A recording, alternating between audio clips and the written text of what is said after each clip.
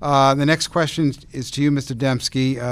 We've been asking this at all our debates because it really is an unusual year in presidential politics. We have two nominees that have over 50% negatives, because I think may be unprecedented since we've been polling. So we've been asking our candidates what they plan to do, who they plan to support as president, whether it's going to be the nominee of their party or some other decision. So we'll give you the first chance on that, Mr. Dempsky. And what a chance it is. No, so on the Republican side, we had maybe even an unprecedented number of choices to make in the presidential primary. And Donald Trump was not my first, second, or even third choice out of that group of people. But even my 17th or 18th choice, in my opinion, is a far better one than entrusting a person like Hillary Clinton in the White House. People who are proponents of hers want to cite her experience in public service, so let's take a closer look at that briefly. And we can start with her position as Secretary of State. When she came into that office, the State Department was set to sanction Ericsson Phones for selling telecom equipment illegally to Iran. So when faced with that, what does a company like Ericsson Phones do? Well, in their case, they, for the first time in the history of their company, decided to sponsor a speech that took about 20 minutes, and at the end of which they deposited $750,000 into the Clinton Foundation Fund for Bill Clinton to come and speak for 20 minutes. 7 days later, literally a week after that, the State Department reversed its position and recommended that no action be taken against Ericsson and that they should police themselves. Since this is being cast people at home, feel free to go out and look up my information. You're ostensibly already on the computer. Take the extra step and look at it yourself.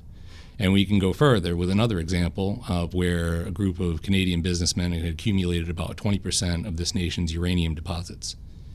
They wanted to sell those deposits to Russia, but that sale would have required State Department approval.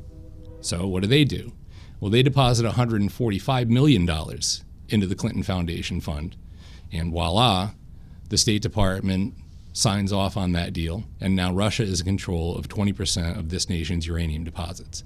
Those are not the only two examples. Granted, they are two of the most striking and stark examples, but this is the record of her experience and how she is clearly willing to sell the influence of her office as Secretary of State.